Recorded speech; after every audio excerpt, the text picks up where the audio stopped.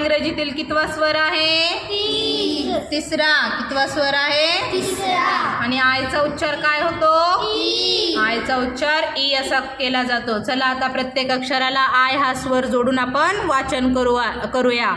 ॲ ऐ ॲ ई ए ब ई क ई ड ई फ ई ग ई ह ई ज ई क ई ल ई म ई न ई प ई र ई स ई ट ई व ई व ई य ई झ ई आयचा उच्चार होतो